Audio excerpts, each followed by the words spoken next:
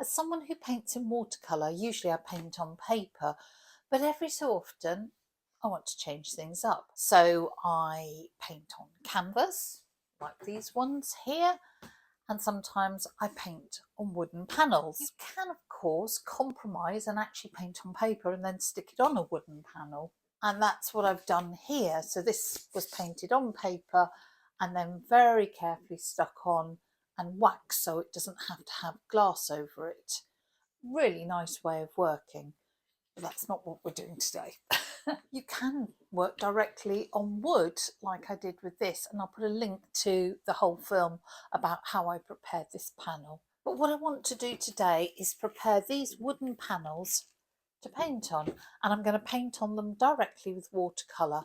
I'm going to paint these white, and then, well, I've got a few ideas, and I'll show you that in the next film. This is going to be a two-parter, so in this film I'll show you how I prepare those panels, and then in the next one I'll show you what I actually paint on them. Let's take a slightly closer look at these panels because I've not used them before. They're from Meeden, which is a Chinese company, and what I liked about them is that they are deep edged. The panels I showed you a second ago are narrow edge, so they need framing.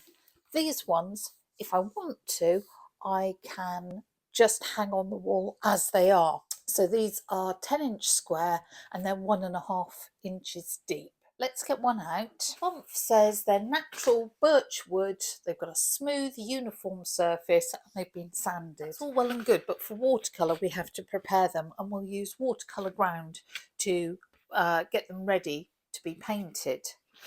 You might wonder why panels are always in birch, and it's because I believe they have a very low natural acid. There is very little in the wood that can adversely affect your painting once it's on the surface. This is the panel, so it does feel really nice and smooth. It's got a good chunky frame to it, so it doesn't look like that would warp. Not convinced about the side. If say you were leaving that the grain showing, if you used a transparent watercolour ground that I did on that robin I just showed you, I'm not sure that's that attractive, but I'm not, so it doesn't matter. Before I paint the watercolour ground on them, I'm going to give them a bit of a wipe over just in case there's any oil or anything on there that might stop the watercolour ground really sticking properly. The last thing we want is the watercolour ground to peel off and take our painting with it. Never had that happen to me. So these panels, as said, are from Meeden, and they do all sorts of sizes up to really quite big ones, up to I think 24-inch square. Meeden has very kindly given me a discount code that I can share with you, so if you fancy using these panels, then that will get you 10% off. I'll put that in the description so that you can take advantage of that, and that can be used not just with the panels but with anything off their website. While those are drying off, I'm going to mix up some of my watercolour ground, and the recipe is terribly simple. So 3 parts primer, 1 part modelling paste. It does not have to be these brands. Just get what you've got available and experiment. There are so many brands in the world, I can't say this is the best or the worst. Basically, the modelling paste adds a little absorbency to the primer so that the watercolour can absorb into it and act in a more natural way. You can buy ready prepared primers. Daniel Smith's, Quor and Schmincke all make watercolour grounds. They work out quite expensive if you use a lot of them. And you can see I've got some canvases I've already prepared. I paint a lot, I use quite large canvases, so I like to make my own. If you're just trying it for the first time, by all means, buy ready prepared primer, or you can even get canvases that are already primed, ready for watercolour.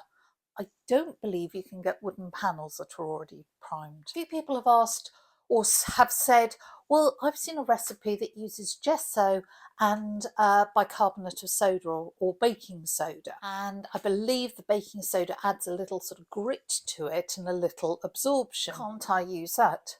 Well, yeah, of course you can use it if you're happy with it and it gives you the results you want. That's great. I'm selling my work and I need to know that there's real longevity to this and that nothing's going to go wrong, because that would just be so embarrassing and upsetting if, 5 years' time someone comes back and says my painting's fallen to pieces.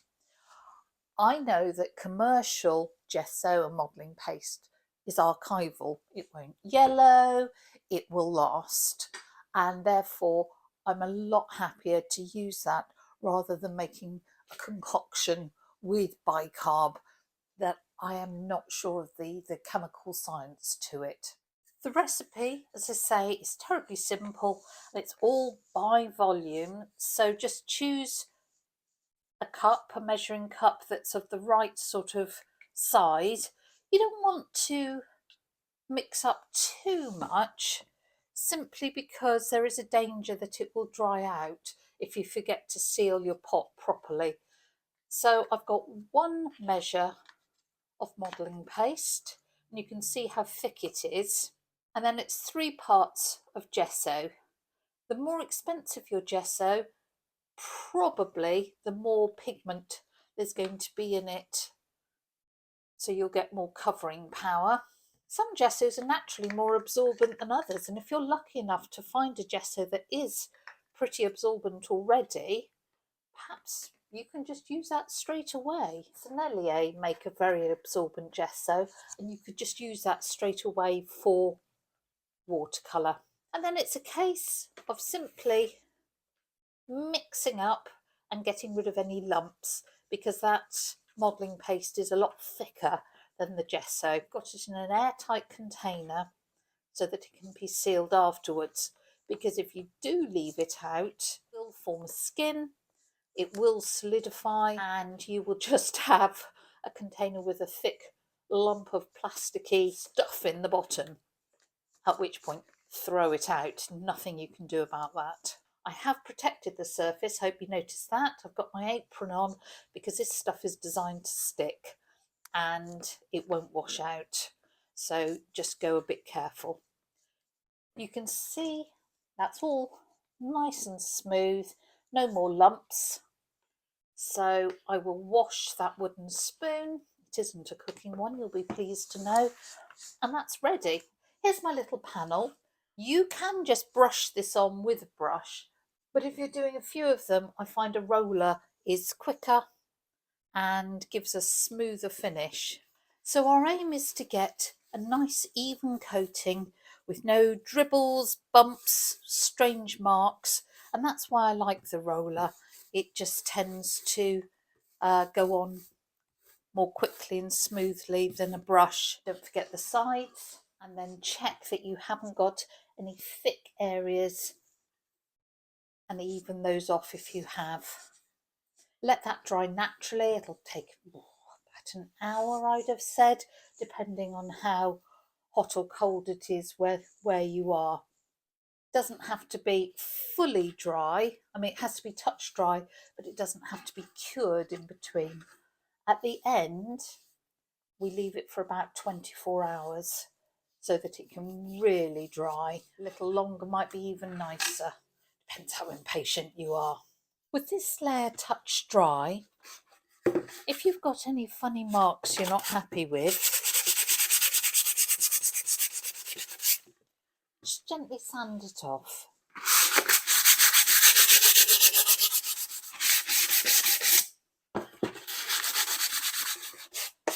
Dust off, and then we can put our second coat on. In between doing coats, I just put my roller in a plastic bag, which saves a lot of washing up. The second coat really starts to make a difference in terms of coverage, and you just do exactly the same, not forgetting the edges, double checking that you haven't got any thick sort of build up. We'll let that dry and then put the third coat on in about an hour's time. So the panel with 2 coats is dry. So if you want a smooth texture,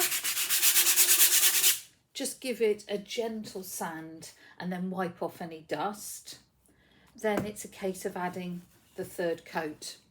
If you start in the morning, it's very easy to get a panel fully prepared in a day. Coat it, wait, 1.5 hours, coat it again, same again. So the whole process will probably take 6 hours from start to finish, but in that time you're only actually doing 5 minutes of work. Really is quick. I would suggest doing batch production because it's as quick to do 5 as it is to do 1, or indeed it's as quick to do 10 as it is to do 5. Do them in batches, store them carefully, and they're ready to go whenever you feel like painting. Do wash your hands afterwards. You're probably not as mucky as me. Wash your hands afterwards, soap and water. Wash anything that you use in soap and water immediately. Never put spare ground down your sink or into a watercourse, because this has got acrylic in it and it will set in the pipes and it will block those. If you've got spare that you no longer need, you don't want, let it harden, peel it off and put it in the waste. But if you seal that, that will last for months. If it gets a little thick, just add up to 10% water to thin it down. Here's the final panel. It's dried overnight. If you want to give it just a light sand to get a smoother finish, now's a great time. After that 3rd coat, you need to leave it for 24 to 48 hours to be absolutely cured and ready to go. In part 2, I'll show you how I paint on it, and there might even be a part 3.